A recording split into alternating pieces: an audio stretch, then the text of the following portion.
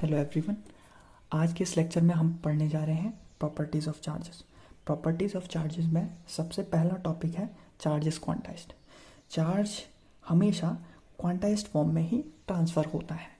इसको समझने से पहले आप ये समझिए किसी ऑब्जेक्ट में चार्ज कैसे आता है। तो देखो, उसे एक एक्सपेरिमेंट के थ्रू समझते हैं। मान लीजिए एक बॉडी है जिसको हमने ए से रिप्रेजेंट किया है और दूसरी बॉडी है बी। मान लीजिए ए बॉडी में 5 इलेक्ट्रॉन हैं, -e से रिप्रेजेंट किया है, -5e, और 5 प्रोटॉन हैं, +5e से रिप्रेजेंट किया है। आप सभी जानते होंगे इस यूनिवर्स में जितना भी मैटर है वो बना होता है एटम से, और एटम में इलेक्ट्रॉन और प्रोटॉन दोनों होते हैं, जिस वजह से जो एटम है वो न्यूट्रल होता है। या सारे जो ऑब्जेक्ट्स होते हैं इस यूनिवर्स में लगभग वो क्या होते हैं, न्यूट्रल। न्यूट्रल का मतलब है जैसे ये बॉडी ए है, इसमें 5e नेगेटिव चार्ज है और +5e पॉजिटिव चार्ज है। ये नेगेटिव चार्ज इलेक्ट्रॉन की वजह से है और +5e प्रोटॉन की वजह से।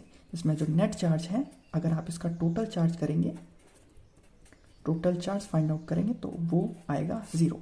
0 का मतलब है ये ऑब्जेक्ट जो है अभी न्यूट्रल पोजीशन में है।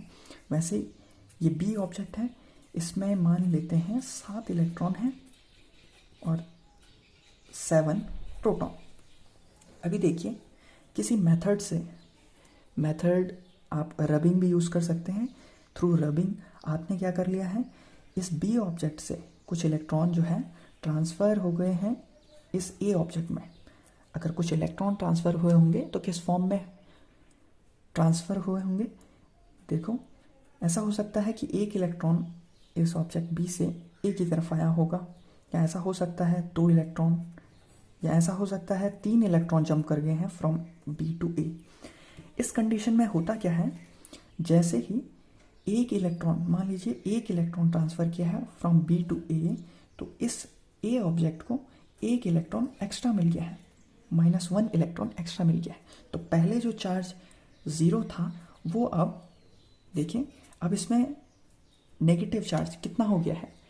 तो पहले -5e था, एक और इलेक्ट्रॉन आया है, तो उसके पास जो टोटल चार्ज हो गया है वो नेगेटिव में 6e हो गया है ड्यू टू इलेक्ट्रॉन, और पॉजिटिव तो अभी भी वही है, तो पॉजिटिव है +5e।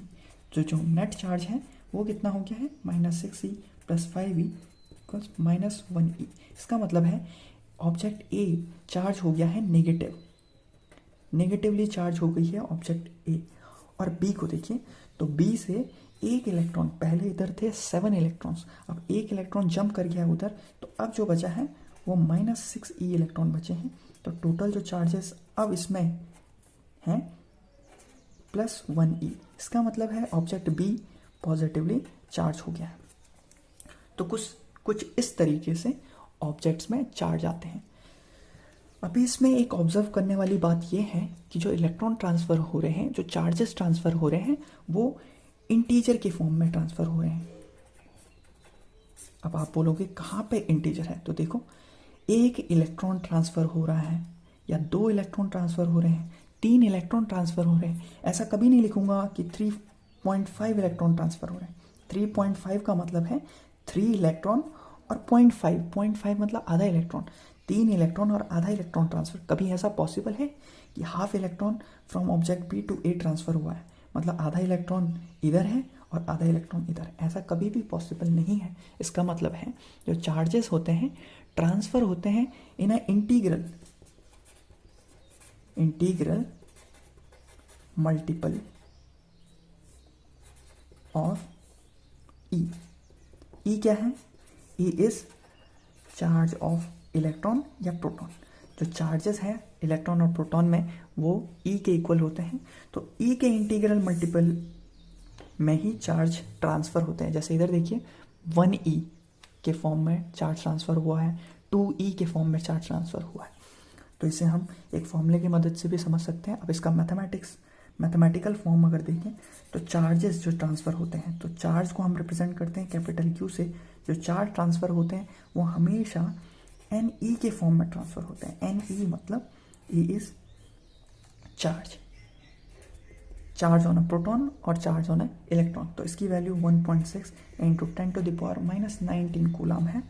और n यहाँ पर इंटीजर है, n 0 हो सकता है, 1 2 3। इसका मतलब है जो चार्ज ट्रांसफ़र होते हैं वो NE के फॉर्म में ही ट्रांसफ़र होते हैं। जैसे इधर देखिए 1E के फॉर्म में ट्रांसफ़र हुआ है, 1E, n यहाँ पर क्या है 1, E is charge on a electron.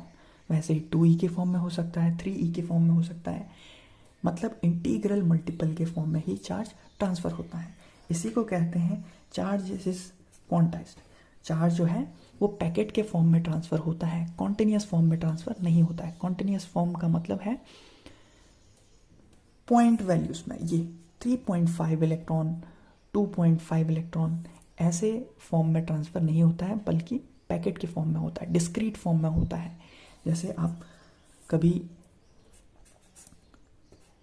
Shop में गए होंगे और आप टॉफ़ी मांगते हैं तो ऐसे नहीं मांगते कि 1.5 हमें टॉफ़ी चाहिए, आप बोलते हो हमें 2 टॉफ़ी चाहिए या 3 या 4 या 5, ऐसा कभी नहीं बोलते कि 1.5 टॉफ़ी हमें देना, क्योंकि टॉफ़ी जो है वो डिस्क्रीट फॉर्म में है। वैसे ही जो चार्जेस होते हैं ऑब्जेक्ट्स में वो डिस्क्रीट फॉर्म में होते हैं, और जब वो ट्रांसफ़र होते हैं वो हमेशा डिस्क्रीट फॉर्म में ही ट्रांसफ़र होते हैं। जैसे 1E 2E या 3E के फॉर्म में ही ट्रांसफ़र होते हैं। अभी देखिए एक क्वेश्चन है जिसमें कि एक ग्लास रॉड है और इस ग्लास रॉड को हम रब कर रहे हैं थ्रू अ सिल्क क्लॉथ, और जैसे हमने सिल्क क्लॉथ से इसे रब किया तो 1 माइक्रोकूलम चार्ज ट्रांसफ़र हुआ है from the silk cloth to the glass rod. तो हमें कैलकुलेट करना है कि कितने नंबर ऑफ चार्जेस ट्रांसफ़र हुए हैं from the silk cloth to glass rod. तो मतलब हमें कैलकुलेट करना है n की वैल्यू फाइंड आउट करनी है। गिवन क्या है, गिवन हमारे पास है q, टोटल चार्ज गिवन है कि कितना चार्ज ट्रांसफ़र हुआ है। तो हम यूज़ करेंगे क्वांटाइजेशन का रूल। तो क्वांटाइजेशन क्या कहता है, q इक्वल्स n इंटू ई। यहाँ पर q जो है टोटल चार्ज है, n is the number of charge that is transferring, और e जो है वो चार्ज है ऑफ इलेक्ट्रॉन और प्रोटॉन। तो हमें कैलकुलेट करना है n। तो n की वैल्यू इसके थ्रू क्या आएगी, n equals capital Q over E, और Q की वैल्यू गिवन है वो है 1 माइक्रोकूलम, और 1 माइक्रोकूलम इक्वल्स होता है 1 into 10 to the power minus 6 coulomb. Micro का मतलब है 10 टू द पावर माइनस 6। तो देखो 1 इंटू 10 की power minus 6 over E। E की वैल्यू हम सबको पता है 1.6 into 10 to the power minus 19 होती है, और इससे हम जो आंसर निकालेंगे वो आपके पास लगभग आएगा 6.2 इंटू 10 टू द पावर 12। और इसको हमेशा हम राउंड ऑफ लिखेंगे, इसे हमेशा हम राउंड ऑफ फॉर्म में लिखेंगे, क्योंकि आपको पता है चार्ज क्वांटाइज्ड फॉर्म में होता है, तो डेसिमल में आप इसे नहीं लिख सकते, तो आप इसे 6 इंटू 10 टू द पावर 12 भी लिख सकते हैं। अब जो सेकंड टॉपिक है हमारे पास वो है charge is conserve. Charge is conserve का सिंपल मतलब है it is not possible to create और डिस्ट्रॉय द नेट चार्ज। लिख लेते हैं, it is not possible to create or destroy net charge। यहाँ पर इंपॉर्टेंट चीज़ है नेट चार्ज। किसी भी आइसोलेटेड सिस्टम में हम नेट चार्ज को क्रिएट भी नहीं कर सकते हैं और डिस्ट्रॉय भी नहीं कर सकते हैं। आइसोलेटेड सिस्टम का मतलब है ऐसा सिस्टम जो सराउंडिंग से इंटरेक्ट नहीं कर रहा है। जैसे ये बॉक्स, मान लीजिए अगर ये बॉक्स सराउंडिंग से इंटरेक्ट नहीं कर रहा है तो इस बॉक्स के अंदर जो नेट चार्ज है वो उसको हम क्रिएट भी नहीं कर सकते हैं और उसे हम डिस्ट्रॉय भी नहीं कर सकते हैं। लेकिन it is possible to create और डिस्ट्रॉय द चार्ज पार्टिकल। हम यहाँ चार्ज पार्टिकल बना भी सकते हैं और डिस्ट्रॉय भी कर सकते हैं, लेकिन जो नेट चार्ज है उसे हम डिस्ट्रॉय या क्रिएट नहीं कर सकते। आइए इसे समझते हैं। मान लीजिए इस बॉक्स के अंदर आपके पास 2 बॉडीज़ हैं, ये है बॉडी ए, ये है बॉडी बी, पिछले वाले एक्सपेरिमेंट के जैसा।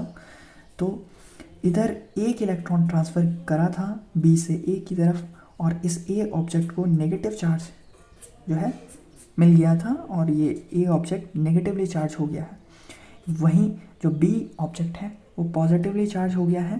तो आप बोलेंगे यहाँ पर जो ए ऑब्जेक्ट है इस ए बॉडी पर हमने चार्ज क्रिएट किया है जो कि है नेगेटिव चार्ज।